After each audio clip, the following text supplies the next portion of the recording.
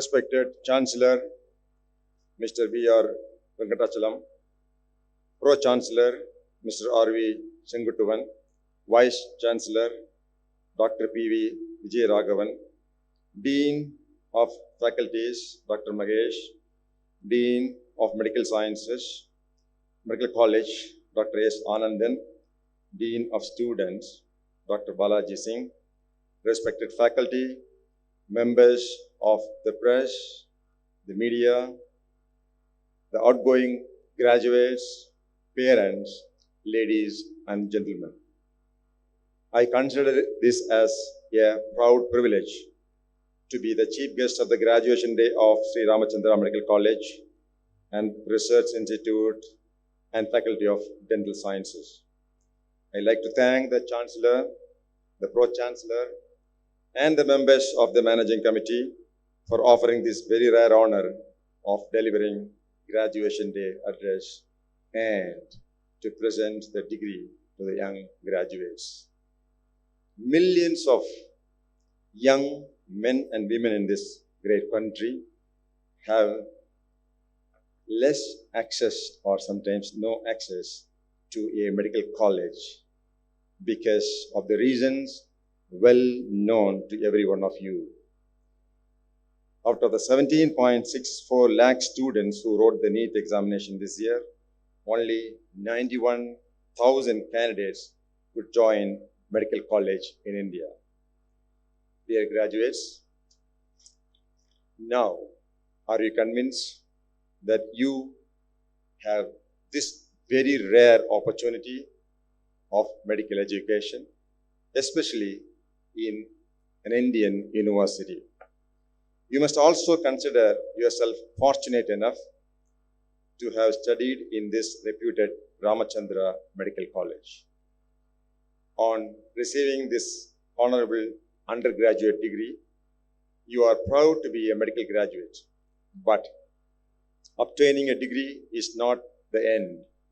It is only a beginning. During the Second World War, after the first bomb attack on Germans, the Prime Minister of England, Mr. Winston Churchill, was asked whether it was an end. Mr. Winston Churchill said, "It's not an end. It's not even the beginning of an end. It perhaps is the end of a beginning." Securing the medical graduation degree is the end of a beginning. And let us hope it's a very glorious beginning. You have just started a journey of learning. You have to go a long way. Just now we have been watching the graduation address of the director, Indian Institute of Science, Dr. Kamakoti. He has been telling you to learn a lot of engineering, the data science, technology. You know, we'll never know after 10 years, probably robots will be performing the surgery. And you as doctors only will be operating the robots. There are a lot of research on how the medical treatment will look like after 50 years, leave alone in other fields. Probably after 20, 30 years, there won't be a need for a driver to drive your car. Probably there is no need for an aeroplane pilot to fly an aircraft. There is no need for a doctor to perform a surgery. And probably he'll be operating a robot. Learning is a real key in medical education. Dear graduates, have you asked this very basic question? Very important question you must ask today. Why are doctors so important? What is the meaning and purpose of medical education that you just had for the last 5.5 years? This is a country with the largest number of people in the world, probably. Do you know something?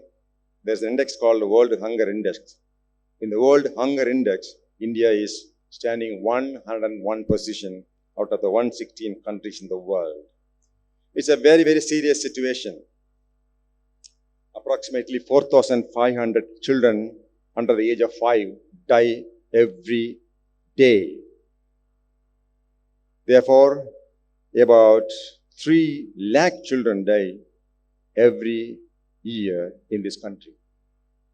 This is a very, very serious situation. Healthcare, the real health to a large extent depends upon science-based medical practice. There are more than 188 countries, sovereign countries in the world. And in every country is a very important science point. I think students of science, students of medical science will be able to understand this. There are 188 sovereign countries in the world. And in every country, there are a medical system of more than 2,000 years of age. But unfortunately, they are not science-based medicine and they generally do not work.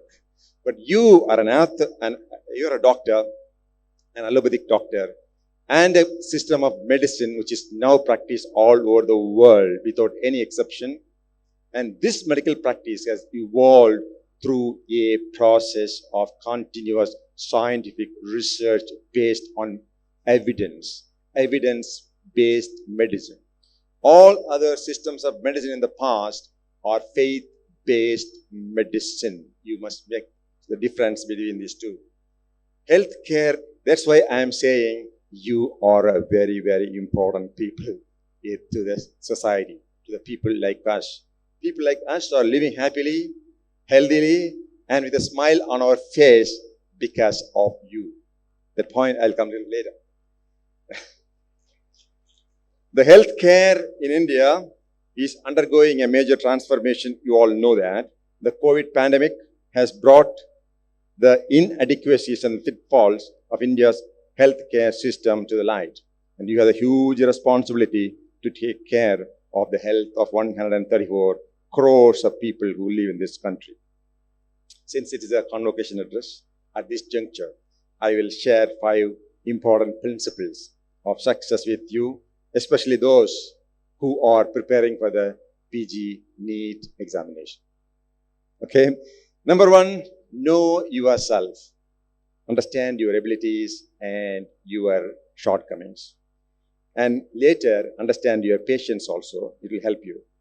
Understand you as a doctor. Today, you are a doctor, and you as a person. Number 2, please realize this. In this world, nothing is free. As a management graduate, I will say there is no free lunch. You have to learn and earn your life all by yourself. Number 3, to be successful, always take action. Take massive action. The life rewards only action.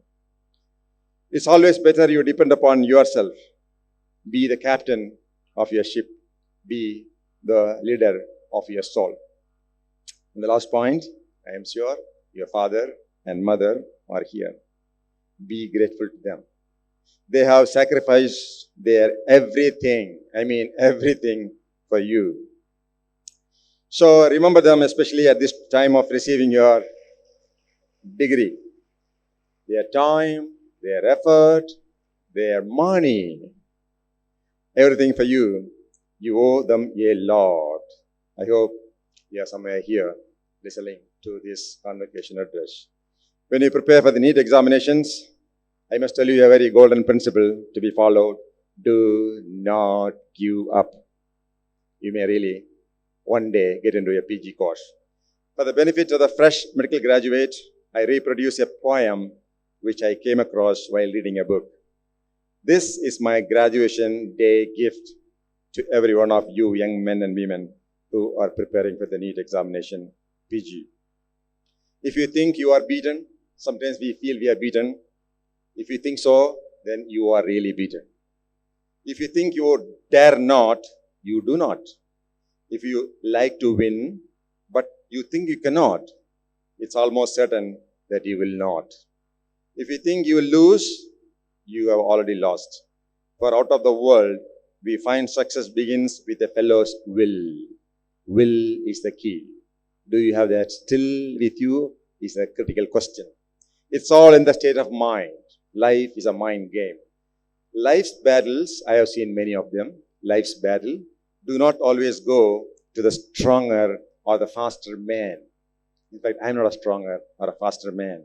But soon or late, the man who wins or the woman who wins is the man who thinks he can. Always try to be the person who thinks he can. My dear medical graduates, in 1 or 2 years of time, you will study MS or MD here in this college or in any other university. In 5 years' time, you will be working in an hospital. In 10 years, you will have a family. In 20 years, you will be in the peak of your life. In 30 years' time, you will be wondering if you were a successful doctor, a successful man, or a successful woman, the way myself and Venkatachalam is thinking now. Okay? That stage you will come after a few years. Therefore, the message is, it is very obvious that the last 5.5 years, right? Or 5 years? Or 5.5 years that you have spent here was meant for preparing you for your life. If you ask me, what is life? What is life? I will say, life is health, happiness, income, relationship, achievements, fame, and more importantly, family. I will once again repeat, life is only this much. Life is health. Life is happiness. Life is income. Life is relationship. Life is small. We can't go to moon, okay? We can't go to moon. But small achievements, okay? Okay, next NEET examination, maybe the national topper. Okay, so small achievements, fame. Okay, somebody must say he is a good man or she is a good girl. Fame and family. Okay, if you feel that you have not trained well for this life, okay, for in the last 5.5 years, nothing much can be done now, okay? But then you can train yourself in the next 3 years while doing your PG course. I have one more life lesson to share with you before I take leave of you on this special graduation day. And that message is, ladies and gentlemen, life is tough. Life will be very, very tough. But if you are also tough on life, life can offer you infinite rewards. This is my 35 years of learning in the police department. So life is tough. Life will be tough. But you are tough. If you are tough, life can offer you infinite rewards. When the allopathic doctors had arrived from Europe into India 200 years ago, I'm a fan of those few doctors from Europe, England, and America who came to places like Tamil Nadu and started practicing allopathic medicine. I'm a great fan of them. I read all their books to understand how life was then in India. It's very interesting. I will encourage the doctors, young doctors, to read their accounts. So when they all arrived here, they faced very tough situations. Extreme heat, dust, disease, and unreasonably hostile people. Unreasonably hostile people, especially those who are practicing medicine in this country. Malaria was in the Indian subcontinent, took the lives of many of the doctors. That malaria was caused by a female Anopheles mosquito was discovered by a man who lived in Madras, Chennai. Do you know that? Do you know that a doctor lived in Chennai and practicing medicine in Chennai?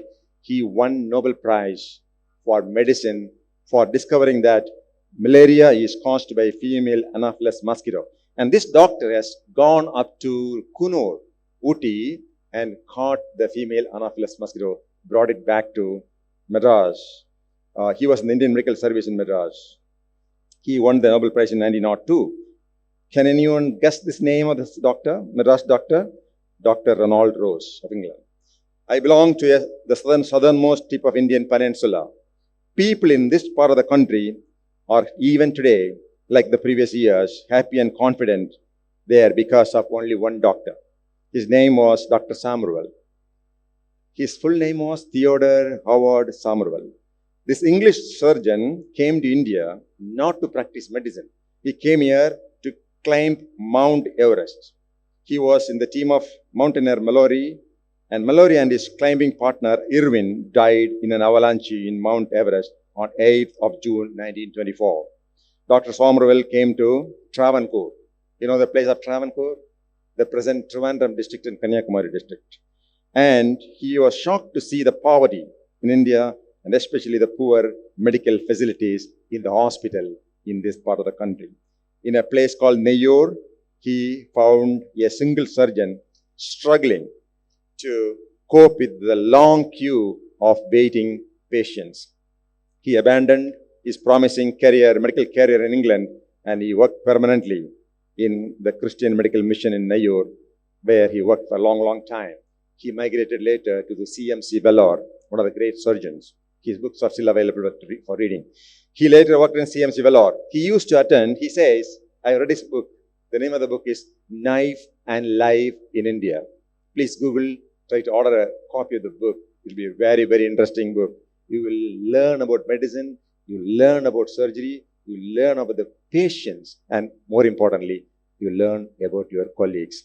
In his book, he says, he used to see 150 patients a day.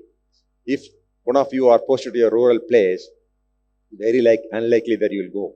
Some of the reports I get from young doctors, sir, so many patients in the village, therefore I don't want to go. You know, this doctor was attending to 150 patients a day. He would perform 10 surgeries. In one day, he mentions he has performed 33 surgeries, of which 3 patients for whom he has removed the jaw bones of cancer, 3 of them died. People request him to do surgery even without anesthesia because the pain of cancer is so much and they didn't have the chloroform. People even suggest them to perform surgery without anesthesia. So this was his account. Many young men and women of the country were inspired by him, and they all became, in due course, allopathic doctors. The grateful people of Travancore have named a private medical college in his name. The name of the medical college today is Dr. Samruval CSI Medical College, Karakonam, Trivandrum district. His book I have told you, you can read. But young doctors, you don't have to seek inspiration from English surgeons. We have many distinguished surgeons and physicians here in Sri Ramachandra Medical College who are even more inspirational.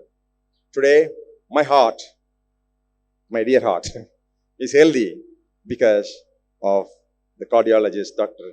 J.S.N. Murthy of this hospital, Ramachandra Hospital. Okay? I consulted him. I asked him, Doctor, can I cycle from Kashmir to Kanyakumari? That means every day I must cycle 200 kilometers for the next 22 days. He examined me and my heart and he said, sir, you can do it, but you have to train yourself for 3 months. I have trained for that in the Center for Sports Science, Ramachandra Medical College.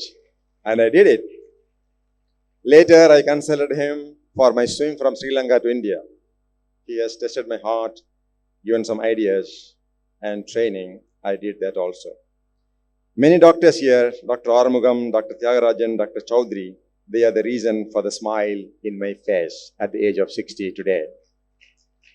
I'm an endurance sportsman, therefore I'll be requiring the help of every one of you in the due course of time. Doctors too need motivation, especially you people, I feel should need more motivation. I don't have to give you a long lecture or a short story to motivate you, the young doctors. All I have to do is to suggest you go home today and Google some of the greatest and most influential medical scientists who walk on this earth. In fact, they are all my heroes. If you do it, you will be automatically, instantly inspired. Charles Darwin, Jean-Baptiste, Damanto, Savalio, the Lamarck, Carl Linnaeus, Louis Pasteur, Edward Jenner, Donald Salk, Ronald Ross, James Priestley, Anthony Van Leeuwenhoek. Just browse Google, find their names, what did they do it, who are they, what did they do, now how did they do it. When you find answers to these questions, you will be inspired instantly to pursue higher education in medicine. This is one of the happiest occasions in your life. At this juncture, I wish you success in everything you do. I take leave of you with a simple message to all young doctors. Indeed, this is not my message. This was the message from Mahatma Gandhi. In a gentle way, you can shake the world. Go and do it. Thank you very much.